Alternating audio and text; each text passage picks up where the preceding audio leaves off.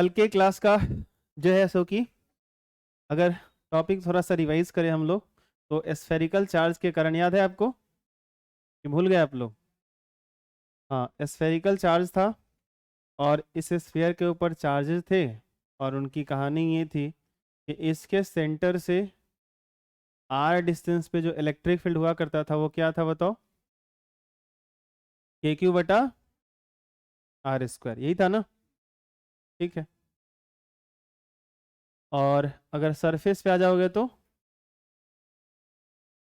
ई बराबर के क्यू बटा कैपिटल, अंदर चले गए तो अंदर के किसी पॉइंट पे इलेक्ट्रिक फील्ड बात कर रहे हैं तो जीरो, यही था ना? तो ये हम लोग पढ़ चुके हैं। आगे अगर देखो आप थोड़ा सा तो पोटेंशियल की बात थोड़ा सा कर लेते हैं इस पे।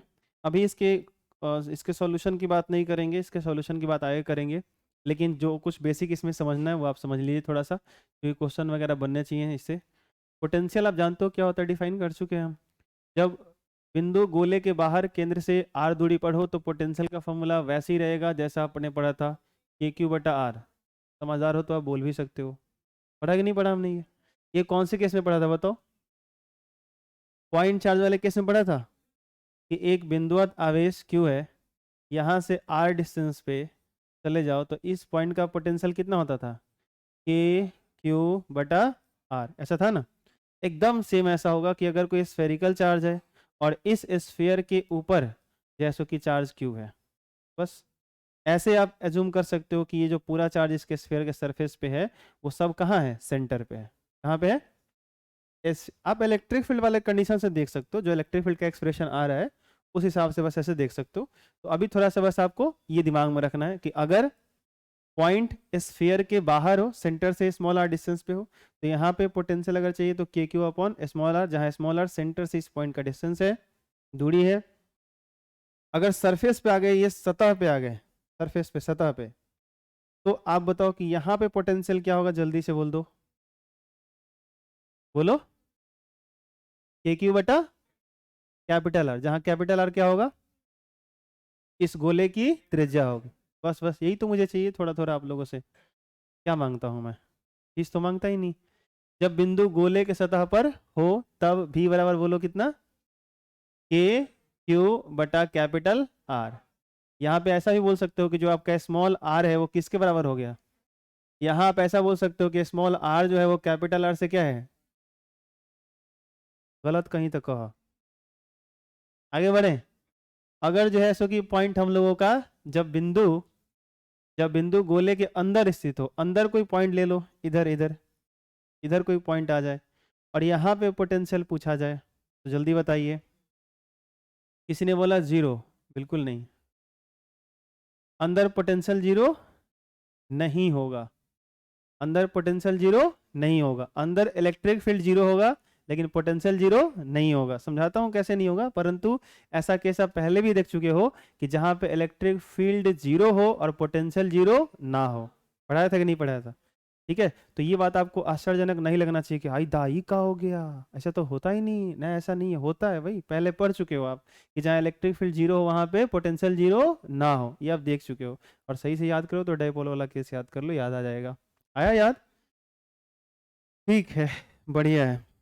तो यहाँ पे कैसे पोटेंशियल होगा समझाता हूँ। इस गोले के ऊपर यूनिफॉर्मली मान लो पॉजिटिवली चार्ज डिस्ट्रीब्यूटेड है, धनावेश वितरित है ऐसे। अब पोटेंशियल कैसे डिफाइन करते हो बताओ? एकांक आवेश को अनंत से विद्युत क्षेत्र में किसी बिंदु तक लिया गया ले जाने में किया गया कार्य, उस बिंदु का क्या कहलाता है? विभव कहलाता है, पोटेंशियल कहलाता है, हाँ कि ना? चलो एक काम करते हैं, यूनिट चार्ज को इन्फिनिटी से पकड़ो, इसके तरफ लेके आओ, बताओ वर्क करना पड़ेगा कि नहीं करना पड़ेगा? इस पॉइंट का पोटेंशियल होगा कि नहीं होगा? इसका, इसका, इसका, सरफेस तक होगा। हाँ, सरफेस से अंदर जाओगे तो अब वर्क डन नहीं करना पड़ेगा, क्योंकि वर्क डन आप इलेक्ट्रिक फील्ड के अगेंस्ट करते हो। इलेक्ट्रिक फील्ड जो होता है, सोच के देखो, इलेक्ट्रिक फील्ड का डायरेक्शन ऐसे बाहर की तरफ है, और आप अगर परीक्षा नवैस या क्यू नॉट या कोई भी पॉजिटिव चार्ज लेके आ रहे हो तो आपको धक्का देना पड़ता है, इसलिए वर्क करना पड़ता है। तो इलेक्ट्रिक फील्ड है तभी तो, क्योंकि इलेक्ट्रिक फील्ड इस पे फोर्स लगाता है, और कितना लगाता है? तो क्यू नॉट इंटू ई लगाता है, क्यू इंटू ई। पढ़ा है हमने फोर्स? अरे बोलो है ना? तो इतना ये फोर्स लगाता है, इसके अगेंस्ट हमको ये फोर्स लगाना पड़ता है, तो हमारा वर्क होता है, एनर्जी खर्च होती है, और जो एनर्जी खर्च होती है यूनिट चार्ज पे वही हमारा उस पॉइंट का पोटेंशियल हो जाता है।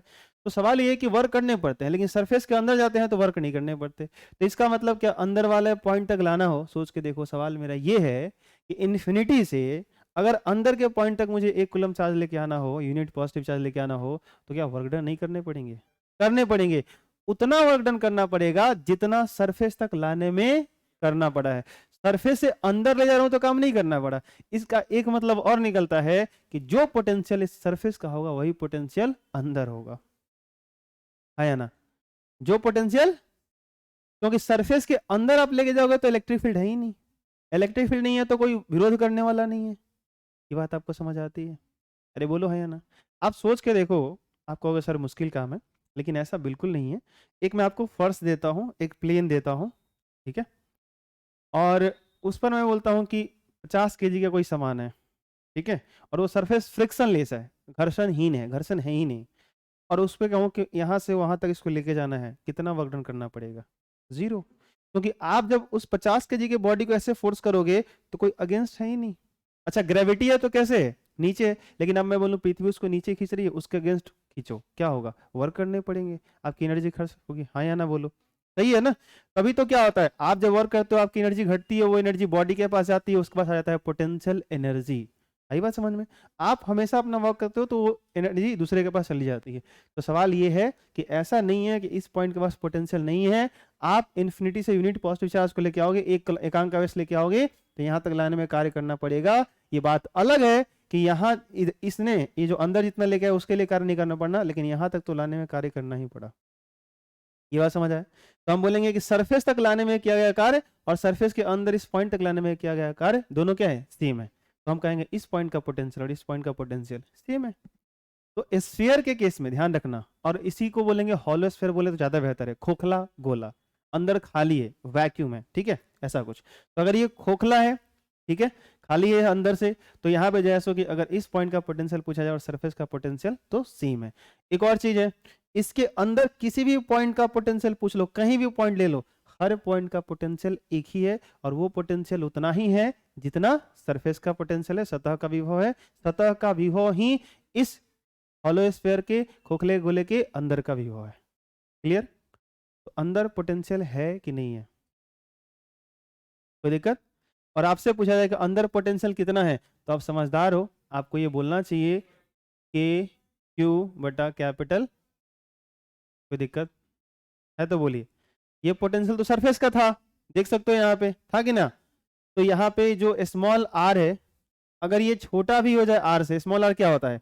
सेंटर से उस पॉइंट का डिस्टेंस, सेंटर से उस पॉइंट का डिस्टेंस, तो पॉइंट अंदर ही आ गया, तो ये जो छोटा वाला आर है वो बड़ा वाला आर से तो छोटा ही होगा ना इस केस में, तब भी पोटेंशियल क्या रहेगा? यही वाला रहेगा। यही बात समझ में? तो ये वाला कंडीशन हो चाहे ये वाला कंडीशन हो, दोनों टाइम पोटेंशियल क्या होगा? ये वाला। कोई दिक्कत? लेकिन हाँ, बड़ा वाला होगा तो स्मॉल आर कैपिटल आर से बड़ा हो जाएगा, और उस कंडीशन में पोटेंशियल का फॉर्मूला हमको ये अप्लाई करना है। कोई दिक्कत है तो बोलिए, आगे बढ़े। चलो, तो ये कहानी खत्म हो गई। निष्कर्ष क्या है वही पढ़ लेते हैं थोड़ा सा। गोले के अंदर विद्युत क्षेत्र की तीव्रता शून्य होती है, सही बात है, परंतु विद्युत विभव शून्य नहीं होता। खत्म हो गया ये। गोले के अंदर किसी बिंदु पर विभव सतह के विभव, क्या? गोले के अंदर किसी बिंदु पर विभव सतह के विभव के समान होती है, ठीक है, अभी पढ़ा ना कि अंदर इनसाइड द स्फीयर, गोले के अंदर जो पॉइंट का पोटेंशियल होगा वही पोटेंशियल होगा जो उसके सरफेस का पोटेंशियल है, सतह का विभव है। गोले के अंदर प्रत्येक बिंदु का विभव समान होता है, वही मैं कह रहा था यहाँ पे। इसके अंदर किसी भी पॉइंट का पोटेंशियल चेक करो, सब पोटेंशियल सेम, क्योंकि पोटेंशियल तभी बढ़ेगा ना, सोच के देखो। आप कह रहे हो कि इस पॉइंट का पोटेंशियल 2 वोल्ट है, इस पॉइंट का पोटेंशियल 3 वोल्ट है, इसका मतलब है कि 1 कूलम चार्ज को यहाँ तक लाओगे तो 2 जूल करना पड़ेगा, और यहाँ तक लाओगे तो 3 जूल करना पड़ेगा। तो मैं कह रहा हूँ कि भाई यहाँ तक लाने के लिए 5 जूल ही करना पड़ा, और यहाँ तक लाने के लिए ही 5 जूल करना पड़ा, क्योंकि इसके बीच में कोई फोर्स ही नहीं था। तो इस पॉइंट का और इस पॉइंट का पोटेंशियल क्या है? सेम है। कुछ समझ में आया? ठीक है, तो ये कहानी है। तो इसके अंदर ये नहीं कि यहाँ पे चले गए तो थोड़ा दूर इधर चले जाओ सर पोटेंशियल बढ़ जाएगा, कुछ तो बढ़ जाएगा, ऐसा कुछ भी नहीं है। अगेंस्ट कोई फोर्स ही नहीं है तो वर्क आप कर नहीं सकते, हो नहीं सकता, आपकी एनर्जी खर्च ही नहीं होगी, खर्च नहीं होगी तो सामने वाले के पास एनर्जी नहीं जाएगा, एनर्जी नहीं जाएगा तो उसका पोटेंशियल नहीं होगा, है या ना? ठीक है, तो ये कहानी कंक्लूजन ये था। हाँ, ग्राफ की अगर बात करते हो आप, तो ग्राफ की हम लोग बात करें। अच्छा चलो इसकी बात कर ही लेते हैं। ग्राफ की बात कैसे करेंगे, चलो समझाता हूँ। ऐसे ये हम लोगों का स्फीयर है और इसके ये रहा हम लोगों का एक्स एक्सिस,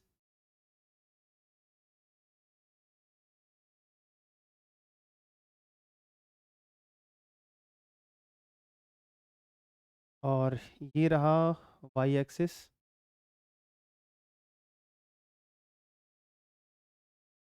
हम क्या देख रहे हैं, हम लोग किसका ग्राफ खींचना चाहते हैं ये डिसाइड करना पड़ेगा पहले। इलेक्ट्रिक फील्ड का खींचना चाहते हैं कि पोटेंशियल का खींचना चाहते हैं। तो चलो पहले इलेक्ट्रिक फील्ड का कर लेते हैं, ठीक है। मैं स्फीयर को लेके ही लेकर आया ताकि आपके लिए बड़ा आसान हो जाएगा। ग्राफ किससे क्वेश्चन आते हैं, ग्राफ वाला क्वेश्चन आपको दिया भी जाता है। ये स्फीयर है, हॉलो स्फीयर है, खोखला गोला है, ध्यान रखना। ये इसका सेंटर है, ये आर को बताएगा और ये इलेक्ट्रिक फील्ड को बताएगा, ठीक है। ये वाला एक्सिस किसको बता रहा है, आर, और ये वाला इलेक्ट्रिक फील्ड। चलो बताओगे मेरे को, सेंटर से इधर जाते हैं तो इलेक्ट्रिक फील्ड कितना मिलता है, बोलो बोलो। चलो सेंटर से चलना शुरू करो ना भाई। तो ये रेडियस है ना भाई, यहाँ से यहाँ तक, क्या नहीं बोल रहे हो आप लोग। तो मैं कह रहा हूँ कि जब स्मॉल आर क्या होता है, चलो ये पॉइंट ले लेता हूँ। कोई पॉइंट लेते हो ना तो उसका सेंटर से क्या डिस्टेंस है वो आर होता है। तो मैं कहता हूँ कि जब आर कैपिटल आर से छोटा है, यानी पॉइंट इसके अंदर है, तो मुझे बताओ इलेक्ट्रिक फील्ड कितना होता है, 0 होता है। तो चलो अब मैं थोड़ा सा वैल्यू रख के समझाता हूँ, आपको ज़्यादा अच्छा से क्लियर होगा। अगर आर का वैल्यू, मान लो ये गोला है 10 सेंटीमीटर त्रिज्या का है, कितने का है। अब मुझे बताना, अगर मैं आर का वैल्यू 2 सेंटीमीटर कर दूं, ई बताओ कितना होगा, 0 होगा। मैं आर का ये आर स्मॉल आर का वैल्यू 3 सेंटीमीटर कर दूं, ई बताओ कितना होगा। ध्यान से सुन लो, गोले की त्रिज्या मैंने 10 बोला है, ये 10 है, लेकिन इस पॉइंट से मैं 2 सेंटीमीटर चलूं, ई कितना मिलेगा, 3 आ जाऊं, 4, 5, 9, 9.9, 9.91, 9.92। समझ आ रही बात, ऑलमोस्ट। ये जो है सो कि 10 तक आपको क्या मिलेगा, 0। ये चार्जेस देखो, अगर ये बात ध्यान रखना, अगर हॉलो स्फीयर है, खोखला गोला है, इसकी थिकनेस बहुत कम है, फिर भी ध्यान रखना चार्जेस को सरफेस के ऊपर माने जाते हैं। ये बात ध्यान रखना, सरफेस के बाहर माने जाते हैं। आई बात समझ में, उसको इनसाइड मत ये कर लेना, हमेशा चार्जेस सरफेस के बाहर रहते हैं, ठीक है। ये ध्यान रखना, नहीं तो फिर अंदर मान लोगे या सरफेस की में मान लोगे, मेटल में अंदर मान लोगे, तो फिर मुसीबत आ जाएगा। मैंने क्या बोला, समझ आया। अगर मैं ये कहना चाहता हूँ कि अगर ये स्फीयर की मोटाई है, थिकनेस है, तो चार्जेस कहाँ हैं, यहाँ पे हैं, इसके अंदर है, या यहाँ पे हैं, यहाँ पे, यहाँ पे। आई बात समझ में, ठीक है। ये ध्यान रखिएगा, ये बड़ी बारीकी से सब सवाल पूछे जाते हैं और फंसाए जाते हैं, है। हाँ बोलिए। हाँ बिल्कुल बिल्कुल, सिर्फ वो टच में है, ठीक है। अभी बात करेंगे तुरंत, कंडक्टिंग सॉलिड स्फीयर आएगा, वहाँ पे एकदम क्लियर हो जाएगा कि सरफेस में क्यों भाग के जाएंगे। बहुत अच्छे से समझाऊंगा, घबराओ मत, मैं तो खुद ही धीमे धीमे बोलता हूँ, धीमे धीमे पढ़ा रहा हूँ, हाँ कि ना। आपको लगता है मैं हड़बड़ी में हूँ, बिल्कुल नहीं, एकदम रिलैक्स। चलो वापस आए, बोलो मुझे बताना। तो ग्राफ तो आप लोग बनाने आता होगा, तो ग्राफ शुरू कहाँ से होगा। अभी मैं क्या कर रहा हूँ, जैसे मैंने बोला ना, ये एक्स एक्सिस सोचो ना भाई, मैं बोल रहा हूँ एक्स 2 है, वाई 0 है, ये वाई एक्सिस हो गया। मैं बोल रहा हूँ एक्स 3 हो गया, वाई अब भी 0 है। तो कोऑर्डिनेट सिस्टम में दिखाओ ना, 2 0 3 0 4 0 करते जाओ। ये लाइन जल्दी से सोच के मुझे बताना, ये लाइन इसी पर आएगा कि नहीं आएगा, अरे बोलो हाँ या ना। तो ये लाइन इसी पर आएगा, लेकिन कब तक इसी पर आएगा भाई, सरफेस तक आएगा। लेकिन सरफेस के बाहर, सरफेस पर तो इलेक्ट्रिक फील्ड मिलता है, वहां से इलेक्ट्रिक फील्ड शुरू हो जाता है, अरे बोलो हाँ या ना। और सरफेस पर इलेक्ट्रिक फील्ड सीधे मिलता है कितना, के क्यू अपन आर स्क्वायर, अरे बोलो हाँ या ना। और ध्यान से इस इलेक्ट्रिक फील्ड के एक्सप्रेशन को देखो, ध्यान से देखिए, जादूगर, जादूगर का जादू, ध्यान से देखिए। ये देखो इलेक्ट्रिक फील्ड का आर, यहाँ पे देखो, इस स्फीयर का जो रेडियस है वो तो कांस्टेंट है, अरे बोलो हाँ ना। इसका एक वैल्यू फिक्स हुआ, मान लो 100 आ गया, ई कितना आ गया। तो जैसे यहाँ पे आर बराबर 10 है, इलेक्ट्रिक फील्ड 100, सीधे जाओगे ऊपर, तो पहला पॉइंट इसी तरह के मिल जाएगा इधर कहीं। लेकिन उसके बाद क्या होगा, उसके बाद तो यहां से आर बढ़ेगा। ये तो जैसे ही पॉइंट बाहर आओगे, स्मॉल आर का वैल्यू कैपिटल आर से क्या हो गया, अब देखो जब ये बढ़ेगा तो ये क्या होगा, घटेगा। और उसके बाद ध्यान से देखो यहाँ आर का पावर 1 नहीं है, स्क्वायर है, तो बड़ी तेजी से डिक्रीज करेगा। तो फाइनली मैं इतना नहीं करने वाला था। आप लोग भाई 12th क्लास में हो, वो आंगनबाड़ी वाला बच्चा मत बनो, प्लीज मत बनो। हाँ, आप लोगों ने मुझे बना दिया आंगनबाड़ी का टीचर, सही बता रहा हूँ। जिस तरीके से कभी कभी मुझे लगता है ना कि मैं आंगनबाड़ी का ही टीचर हूँ, जिस तरीके से मेरा हाल है। सुनो, तो सीधे क्या होगा, इधर आप जाओगे तो इलेक्ट्रिक फील्ड को कुछ मैक्सिमम मिलेगा, जो भी मिलेगा उसके बाद भाई साहब ये ऐसे घटना शुरू हो जाएगा, कहानी खत्म। ये ग्राफ ऐसा बनने वाला है, आपकी मर्जी, आप वैल्यू पुट कर करके आर का वैल्यू 10 रखो, 10 के बाद 12 रखो, 13 14 15 10 20 निकालते जाओ करके, आप अपना पूरा निकालो और निकाल करके डेटा पुट करते जाओ, ये ग्राफ कुछ ऐसे आ जाएगा। आई बात समझ में। अब आर जब इन्फिनिटी पे जाएगा, सोच के देखो, तो नीचे आर स्क्वायर को वो क्या हो जाएगा, ई किधर जाएगा, जीरो की तरफ जाएगा, बोलो हाँ या ना। और अब आर स्क्वायर है ना, तो बस इसका देखो फर्क क्या होता है। अब यहाँ इसको मैंने बता दिया, तो पोटेंशियल का खुद ही भेजा चलना चाहिए, क्योंकि पोटेंशियल का इक्वेशन कुछ ज्यादा डिफरेंस नहीं था। क्या था, के क्यू अपॉन आर, तो उसका ग्राफ भी ऐसा ही होगा। लेकिन इलेक्ट्रिक फील्ड में आर स्क्वायर है, पोटेंशियल में आर है, बस फर्क अगर किसी चीज का होगा तो स्लोप का, ढाल का। अगर आर स्क्वायर है तो यहाँ पे जो चेंज हो जाएगा ना, बड़ी तेजी से आएगा, स्लोप ज्यादा होगा। और जो इलेक्ट्रिक पोटेंशियल वाला होगा ना, वो थोड़ा स्लो होगा ऐसे। इस पे कुछ रख के गिराओ, बड़ा प्यार से आएगा वो, इस पर रख गिराओ, धर से आएगा। ये कुछ समझ आया, नहीं आया तो दिक्कत। तो इसके अंदर जो स्लोप होने वाला है ना, जो ढाल होने वाला है, इलेक्ट्रिक फील्ड वाले ग्राफ में ज्यादा होने वाला है, पोटेंशियल वाले में कम होने वाला है। अदरवाइज दोनों ग्राफ ऑलमोस्ट सेम रहेंगे, लेकिन हाँ, पोटेंशियल वाले में एक और फर्क है, सोचो क्या, कि पोटेंशियल वाला में अंदर पोटेंशियल जीरो नहीं था, वही पोटेंशियल था जो सरफेस का था। तो पोटेंशियल वाला में मेरे भैया लोग ग्राफ यहां से ऐसे शुरू होगा, सोचो हाँ या ना। सर वहां क्यों ले गए, नीचे क्यों नहीं रखा आपने, आप मेरे को बताओ वहां क्यों रखा मैंने। अगर मैं, ध्यान से सुनना, ये नीचे वाला इलेक्ट्रिक फील्ड को रिप्रेजेंट करता है, ये वाला पोटेंशियल को। तो इलेक्ट्रिक फील्ड के लिए सिर्फ ये वाला, सिर्फ ये वाला, सिर्फ ये वाला इलेक्ट्रिक फील्ड के लिए, चलो मैं कलर ही चेंज कर देता हूँ, ये रहा इलेक्ट्रिक फील्ड ग्रीन वाला, बस इलेक्ट्रिक फील्ड ये वाला है। लेकिन पोटेंशियल का ये वाला है भाई, ये वाला है, ये ऐसे कुछ, ये तो यहां से कैसे आया, बताओ बताओ। सरफेस पे पोटेंशियल कितना होता है जल्दी बताओ, V बराबर के इंटू क्यू बटा कैपिटल आर होता है, इसका कुछ वैल्यू होगा। तो यहाँ पे जो मैक्सिमम वैल्यू होगा, वही वैल्यू तो इधर आप अंदर भी जाओगे तो आर कुछ भी कर लो, अब यहाँ से 1 लो 2 लो 3 लो 4 लो, लेकिन पोटेंशियल तो वही पॉइंट मिलेगा। तो ध्यान से देखो, ये इतना पर पोटेंशियल, ये इतना पर पोटेंशियल, ये इतना पर, ये बढ़ते जा रहा है, पोटेंशियल वही है। अरे हाँ ना बोलो, सरफेस पे आ गया ये पोटेंशियल, जैसे ही सरफेस से बाहर गया पोटेंशियल डिक्रीज करेगा, क्योंकि आर बढ़ा, ये बटा में था, ये आर हो गया ज्यादा, ये हो जाएगा कम। नहीं आया समझ में, आया कोई दिक्कत, ठीक है। तो थोड़ा सा इक्वेशन का खेला है, ग्राफ आप आसानी से समझ जाओगे, मुझे पता है। और ये आप नोट कर लेना, क्लियर हो गया। तो इलेक्ट्रिक फील्ड का ग्राफ कैसे बनेगा, इसमें तीनों कंडीशन आ जाएगा, ठीक है। तो थोड़ा सा इस चीज को दिमाग में रखना। अगला है आवेशित कुछ अलग ठोस गोले के कारण किसी बिंदु पर विद्युत क्षेत्र, केस 1 है, फिर इसका केस 2 आएगा, फिर 3 आएगा, ठीक है। तीनों देखेंगे, 3 केसेस आते हैं इसमें, फिर ये 2 आ गया। लेकिन इसके पहले ना थोड़ा सा एक चीज़ आपसे डिस्कशन करना है मेरे को। डिस्कशन क्या करना है, ये सब तो करोगे ही आप, आ जाना भैया सब एक ही बार, प्लीज़ छूटना मत कुछ। हाँ ये छूट ही गया,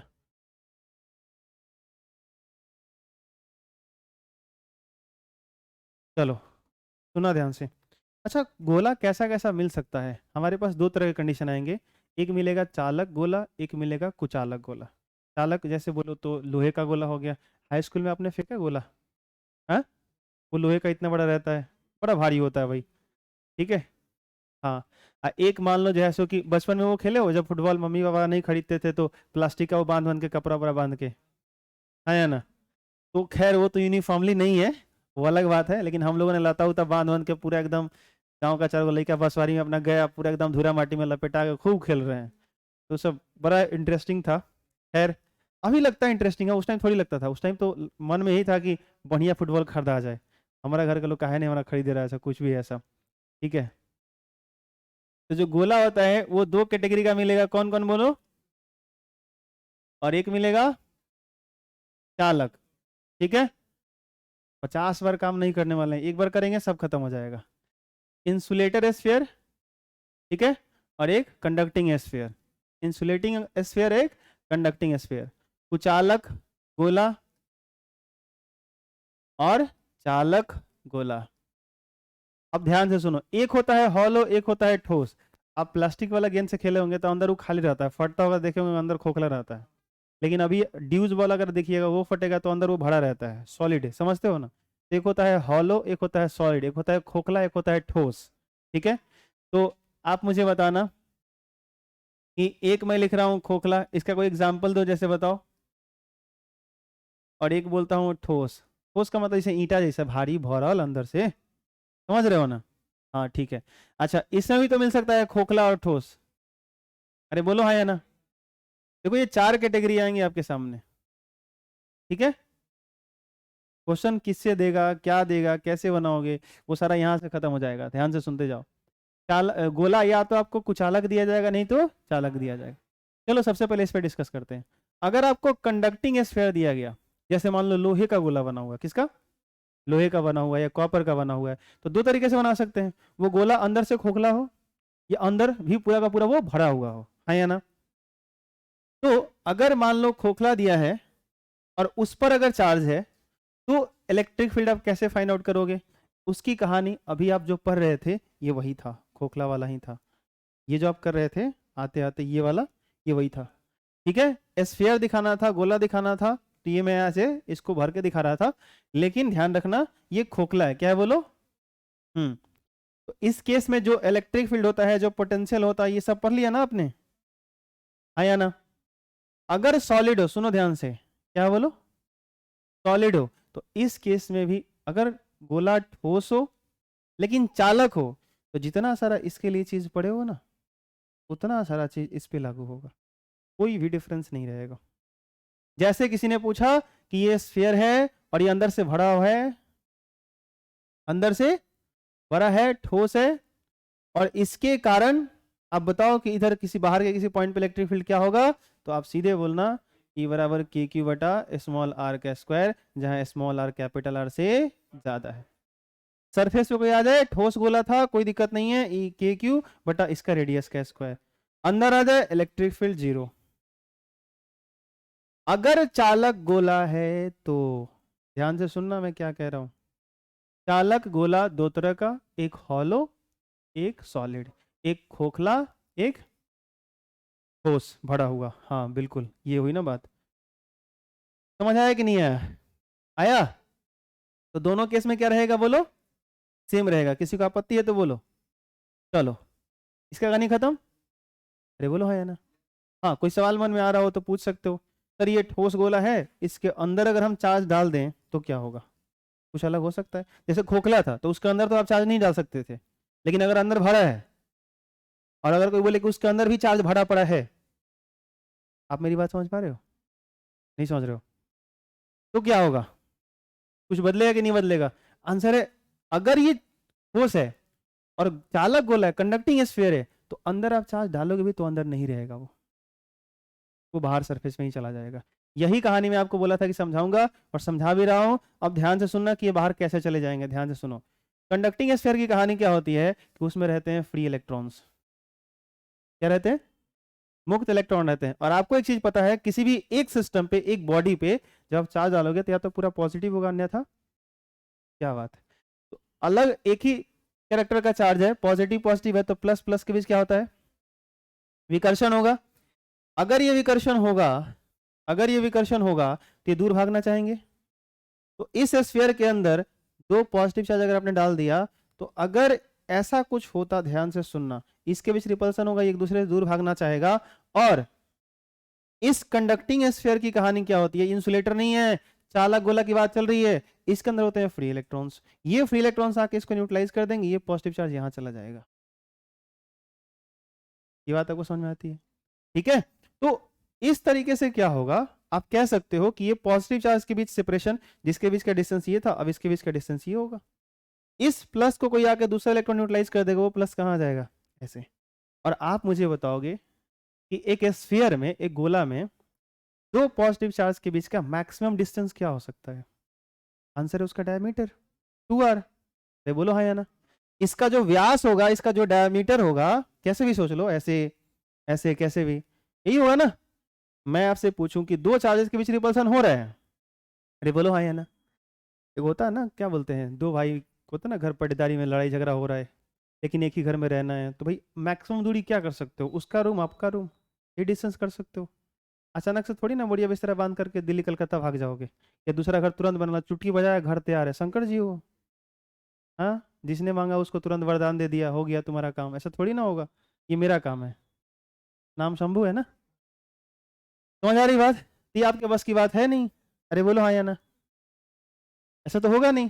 तो मैक्सिमम डिस्टेंस कितना पॉसिबल है?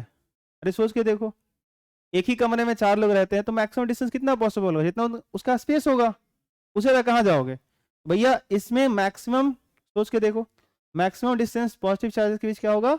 वो इसका डायमीटर हो सकता है। तो फाइनली इसके अंदर अगर आप चार्ज डालोगे भी तो क्या होगा? वो चार्जेस भाग करके कहाँ चले जाएंगे? स्फीयर के सरफेस पे, वो रह नहीं सकते अंदर।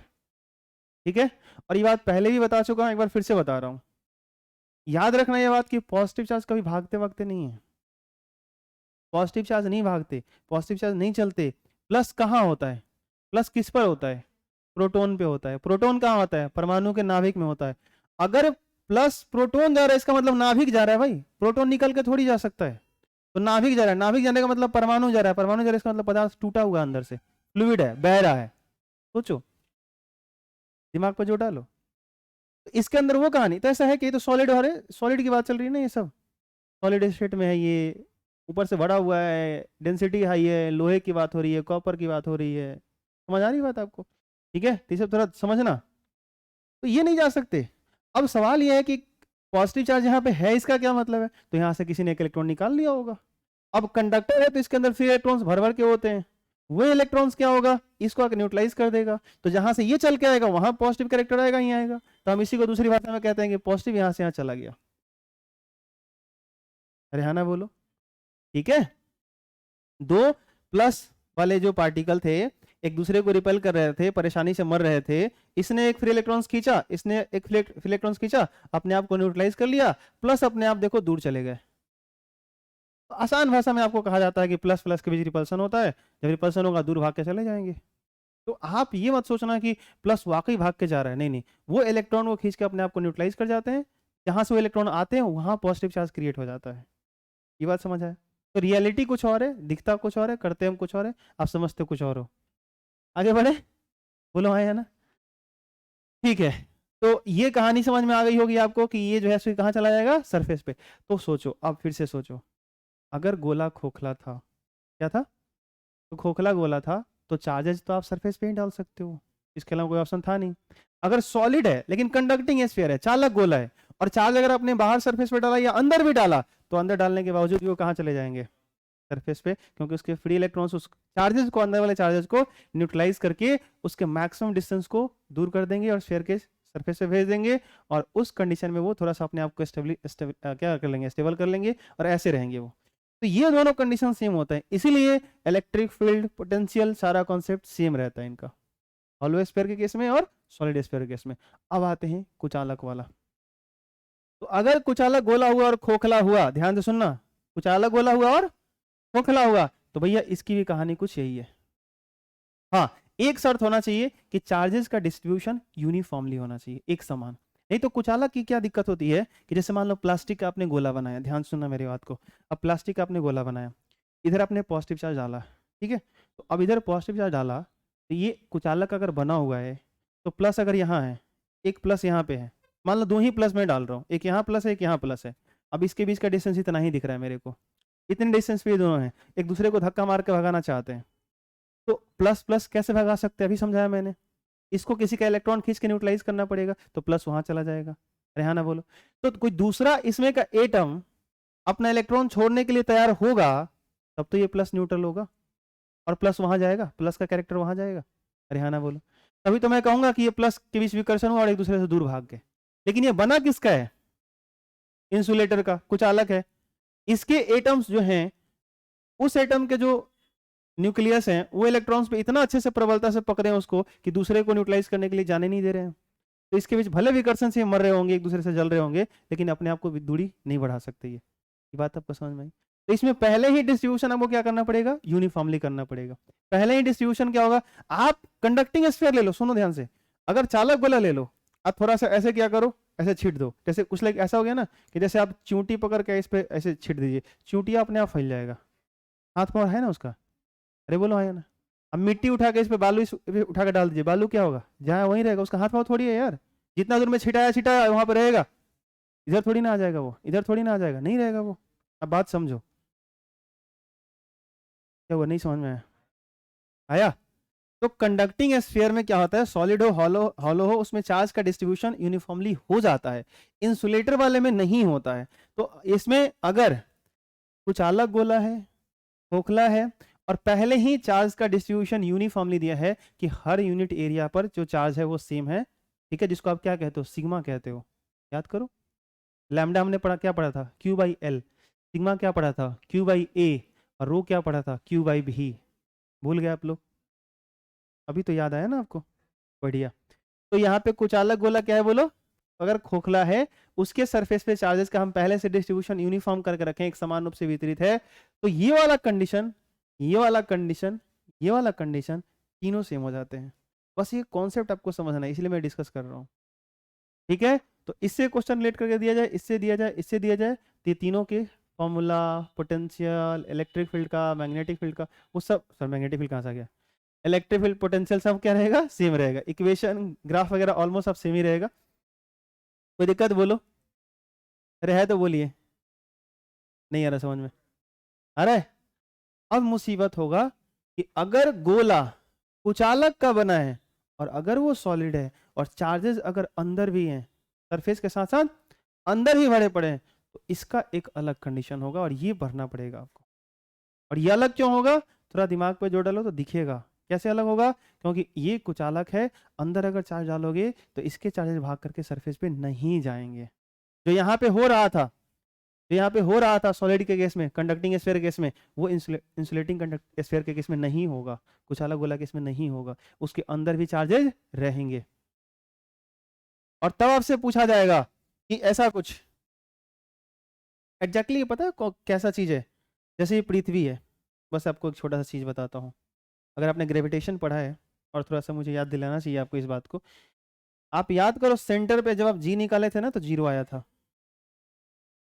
ठीक है, और जैसे जैसे यहाँ से जाते हो ना तो जी का मान बढ़ते जाता है, और सरफेस पे जाते हो तो मैक्सिमम हो जाता है। क्यों? क्योंकि इसके अंदर मास है कि नहीं है, अरे बोलो हाँ या ना। पृथ्वी खोखला है कि ठोस है, हाँ, हॉलो है कि सॉलिड है, सॉलिड है ना भाई, हाँ, ये ध्यान रखिएगा आप लोग, ठीक है, तो भरा हुआ है ना, ठीक है। तो कहने का मतलब है जो ग्रेविटेशन का फोर्स जो अप्लाई होता है वो सरफेस पे भी होता है, अंदर भी होता है, लेकिन जैसे जैसे अंदर जाओगे जी का मान क्या होता है, घटते जाता है, होता है ना, और सेंटर पे जाके जी का मान जीरो, या उल्टा हो गए तो यहाँ से जी का मान बढ़ते जाता है, और फिर इससे बाहर जाओगे तो क्या होता है, घटते जाता है। एग्जैक्टली ग्रेविटेशन का रिलेशन उठा के यहाँ से देखोगे ना तो इलेक्ट्रोस्टैटिक्स के सारे कॉन्सेप्ट मैच करते हैं, आई बात समझ में, ठीक है।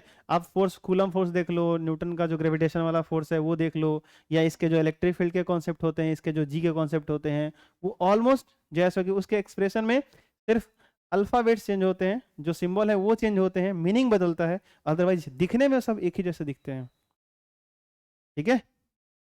तो यहाँ पे जैसे कि अगर ये सॉलिड है और चार्जेस इसके सरफेस के साथ साथ अगर अंदर भी है, तो उस केस में जो है सो कि आप अगर इलेक्ट्रिक फील्ड फाइंड आउट करना चाहते हो तो कहानी बदलेगी, कहानी बदलेगी। अब अंदर का जो पॉजिटिव चार्ज है वो अंदर रहेगा, ये भाग करके सरफेस पर नहीं जाएगा। अगर सरफेस पे चला जाता तो फिर से अंदर इलेक्ट्रिक फील्ड कितना हो जाता, जीरो हो जाता, फिर चारों कंडीशन एक ही हो जाता, इतना तामझाम था ही नहीं, कोई डिस्कशन ही नहीं होता, ये बात समझ में। तो इन, हाँ, इससे अलग कुछ हो सकता है क्या, नहीं, गोला या तो चालक होगा नहीं तो कुचालक होगा, और या तो खोखला होगा नहीं तो ठोस होगा, अरे बोलो हाँ या ना। तो हमने चालक में खोखला और ठोस को सोच ही लिया और कुचालक में खोखला और ठोस को सोच ही लिया, ये बात समझ आया। तो खोखला देखो, कुचालक अगर खोखला रहा और चालक अगर खोखला या ठोस रहा तो ये तीनों तो एक ही साथ मर्ज हो गए, हाँ या ना। बस इसकी चिंता कर लो, इसके इक्वेशन ठीक से पढ़ लो, दिमाग में रख लो, बाकी बात सारा कहानी खत्म हो जाता है। तो गोला वाला इलेक्ट्रिक फील्ड पोटेंशियल वगैरह ऑलमोस्ट जैसे होगी फिनिश हो जाता है। तो ये बड़ा आसान चीज़ है, बड़ा सिंपल चीज़ है। इसी के लिए यहाँ पे हेडिंग लगाया गया है, पढ़ो ध्यान से। आवेशित कुचालक ठोस गोले के कारण किसी बिंदु पर विद्युत क्षेत्र। हेडिंग समझ में आया? नहीं आया? ये सिर्फ हेडिंग के लिए इतना कहानी रचा गया। समझ आया कहाँ से निकल के आया ये? चलो शुरू करें आगे। हाँ, केस 1, जब बिंदु गोले से बाहर हो। भैया ये काम अभी अभी भी आसान है, इसके लिए तो अभी भी आसान है, क्योंकि जब बाहर होगा तो आप निकाल सकते हो गॉसियन सरफेस वाला इमेजिन करके, कल मैंने एक बताया भी था। और वो करोगे तो आप जानते भी हो क्या आने वाला है। बताओ क्या आने वाला है? यहाँ r डिस्टेंस है ये, जो इसके रेडियस से क्या है, बड़ा है।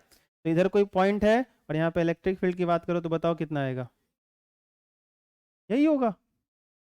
अच्छा ठीक है, ये तो बेचारा सॉलिड था, कुछ स्पेशल होने वाला भी था, लेकिन स्पेशल में भी स्पेशल नहीं मिल रहा है, क्योंकि पॉइंट कहाँ है, बाहर। आई बात समझ में? तो बाहर वाले पॉइंट के लिए हर स्फीयर के लिए इलेक्ट्रिक फील्ड का एक्सप्रेशन क्या रहेगा? सेम सेम व्यंजक मिलेगा। अरे बोलो हाँ या ना? कोई दिक्कत? हाँ, चार्जेस वगैरह दिखाना चाहो तो आप दिखा लो, अंदर ऐसे चलेगा, अंदर बाहर पूरे सरफेस पे दिखा लो, कोई चलेगा। ये कुछ इस तरीके से दौड़ेगा ना, ये हो गया। तो जब बिंदु गोले से बाहर हो तो ऐसा कर सकते हो। दूसरा आते हैं, अच्छा यहाँ पे पोटेंशियल का भी जिक्र कर लें क्या? भी बताना क्या होगा, समझदार हो, बोलो बोलो। के क्यू बटा आर। ये बताना जब बिंदु सतह पर हो, यानी आर अगर कैपिटल आर के बराबर हो जाए तो इलेक्ट्रिक फील्ड कितना हो जाएगा? के क्यू बटा कैपिटल आर का स्क्वायर। चलेगा? अच्छा किसी को लग रहा है अभी भी ना ये प्रॉब्लम क्रिएट कर रहा है कि सर ये कैसे आ जा रहा है, तो देखो मैं आपको ऐसे बता देता हूँ एक बार फिर से। इसके चारों तरफ एक सकेंद्रीय गोला इमेजिन कर लेना, ठीक है। बाहर के पॉइंट पे आपको इलेक्ट्रिक फील्ड चाहिए होगा, तो ध्यान से सोचना, इस गोले में जो चार्ज भरा पड़ा है यूनिफॉर्मली इस तरीके से, इसके कारण इलेक्ट्रिक फील्ड का डायरेक्शन यहाँ होगा, इधर होगा। छोटा सा एरिया डी इमेजिन करोगे, उसका एरिया वेक्टर इधर होगा, थीटा क्या होगा, 0। थोड़ा सा एरिया यही इमेजिन करोगे, डी ए, इसका एरिया वेक्टर यहाँ पे इधर, इलेक्ट्रिक फील्ड इधर, यहाँ भी थीटा कितना होगा? कोई भी एरिया डी ए ले लो, एरिया वेक्टर ऐसे, इलेक्ट्रिक फील्ड ऐसे, थीटा कितना होगा? 0। ये सब करा चुका हूँ, दोबारा करो। मतलब अगर करना हो प्रूफ तो आप करो, मुझे कोई दिक्कत नहीं है, बार बार वही चीज़ करते रहें। तो क्या लगेगा, close integral E dot D A बराबर गॉसेस थ्योरम। क्या है कि बंद सतह के अंदर जो टोटल चार्ज है, ये मैंने क्या मान लिया, क्यू। तो इसके अंदर जो टोटल चार्ज है उसका 1 बाई एप्सिलॉन नॉट गुना होता है। इलेक्ट्रिक फील्ड कांस्टेंट है, बाहर चला जाएगा। क्यों बाहर है भाई? इस सरफेस के हर पॉइंट जो है, इस स्फीयर का, इस स्फीयर के सरफेस का जो हर पॉइंट है वो इसके सेंटर से इक्वल डिस्टेंस पे है। अरे बोलो हाँ या ना? पकड़ में आ रही बात? तो इलेक्ट्रिक फील्ड सेम है, कांस्टेंट है, बाहर जाएगा नहीं जाएगा। तो विद्युत क्षेत्र कांस्टेंट है, बाहर भेज दो, बचेगा कौन? और डीए का इंटीग्रेशन क्या मिलेगा, बड़ा आर के छोटा आर, ये वाला आर की ये वाला आर, ये वाला सिंबल में छोटा आर, ये डिस्टेंस लेना है। समझ में आया नहीं है? कोई दिक्कत? तो यहाँ पे क्या आ जाएगा बोलो, ई बाहर चला जाएगा, ये हो जाएगा 4 पाई, ये कॉस 0 तो बार बार समझा चुका हूँ, 1 हो जाएगा। ये कितना हो जाएगा, के वाई एप्सिलॉन नॉट, इसको उठा के लेके आओ, 4 pi epsilon not 1/4 pi epsilon not के बन जाएगा, के क्यू और बटा में आर स्क्वायर बन जाएगा। यही तो आएगा ना? नहीं आएगा? कोई दिक्कत? ठीक है, चलो। तो बस मैं आपसे यही रिक्वेस्ट करूंगा, आग्रह करूंगा कि आप थोड़ा सा प्लीज ध्यान देना।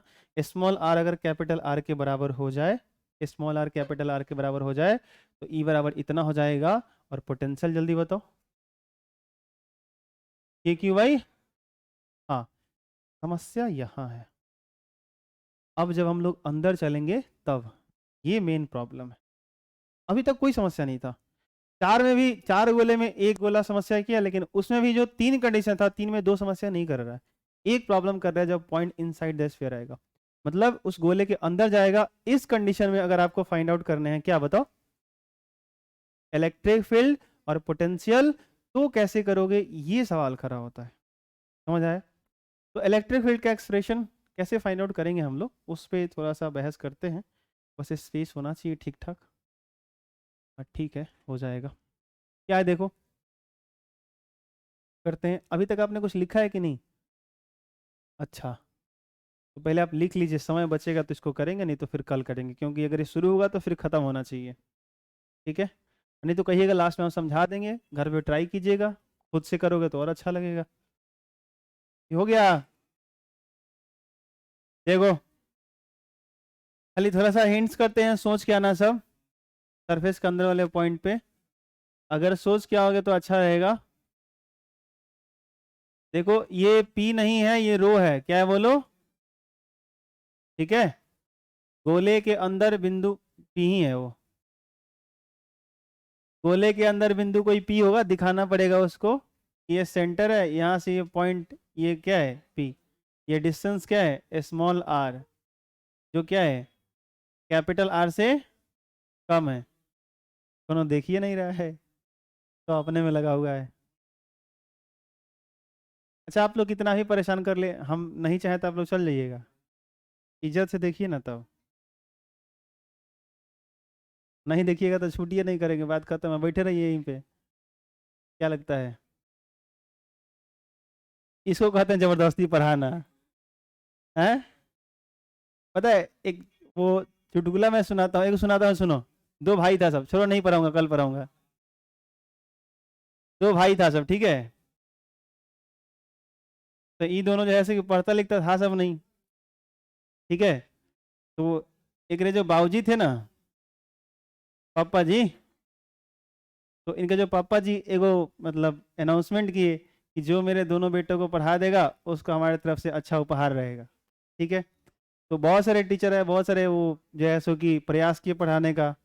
ठीक है, आई बात समझ में? तो ये सब पढ़ता वढ़ता था नहीं।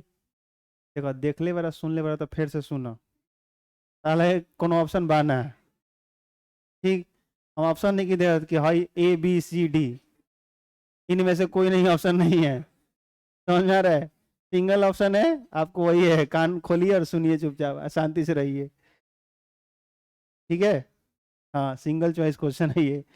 तो ये दोनों था, ये दोनों पढ़ता लिखता था नहीं। बाबूजी ढिंडोरा पिटवा दिए कि भैया कोई पढ़ा के दिखाओ ये सबको। मास्टर एक से किया, तो एक आदमी गया अपने आप को ज़्यादा साबित करने के लिए, समझदार। ये दोनों से मिला, बोला तुम लोग कौन सी मन करता है? बोला खेलने का मन करता है। हमारा घर के लोग, बच्चा होता है ना खेलने ही वाला, सबसे ज़्यादा एक्साइटमेंट खेल में ही बच्चों ने मन लगता है। ठीक है, हम लोग ना बचपन से ही बच्चा को पढ़ाई पढ़ाई के पीछे इतना ना दबाव डालते रहते हैं, पढ़ो पढ़ो पढ़ो, उसको भी लगता है इस ठीक चीज़ है नहीं। इतना जोर काहे दिया जा रहा है, इतना जबरदस्ती किया जा रहा है, जरूर इसमें गड़बड़ बात है, इससे मेरा भविष्य बर्बाद होने वाला है। उसको पहले ही समझ में होता है, वो नहीं चाहता है कि हमारा भविष्य बर्बाद हो, पढ़ना लिखना नहीं चाहता हो। उसको बचपने से कहो तुम खेलो खेलो खेलो, और उसको जो है सो कि गलत गलत खूब, मतलब कहीं उसको जो है सो कि ले जाओ, नहीं बता रहा हूँ, सच बता रहा हूँ। अगर आप ये मत कहिए, बता रहा हूँ, अगर ऐसा हो ना कि बच्चे को तो ये समझ में आता होगा ना, छत पे चढ़ा दीजिए, अब बोले चल अब कूद। तो आपके उम्र का अगर बच्चा होगा तो वो तो समझता होगा ना कि कूदेंगे तो चोट लगेगा, गोड़ टूटेगा, हाँ कि ना? आप बात समझ रहे हो? तो वो खुद ही नहीं कूदेगा, अरे हाँ कि ना? तो कहने का मतलब है कि वैसे सिचुएशन में अगर किसी को सिखाया जाए तो वो जल्दी सीखेगा, मेरा ये मानना है। लेकिन हम लोग क्या कर रहे हैं, पहले ही से सिखा रहे हैं, देखो छत से नहीं कूदना चाहिए, तो वो जाके क्या करता है, झांक के देखता है गिरला पर का हुई। ठीक है, उसके मन के अंदर एक्साइटमेंट रहता है कि आखिर हमको छत पर कूदने से मना किया क्यों जा रहा है, कहीं ऐसा तो नहीं वहां से कुछ राज का बात दिखता है, कुछ ऐसा कुछ छुपाया जा रहा है मेरे से, कुछ ऐसा है इंटरेस्टिंग चीज वहां पे, कोई ऐसी बात है, कोई ऐसी चीज है, क्या राज है छत पर। ठीक है, तो मेरा थोड़ा सा उल्टा कॉन्सेप्ट है।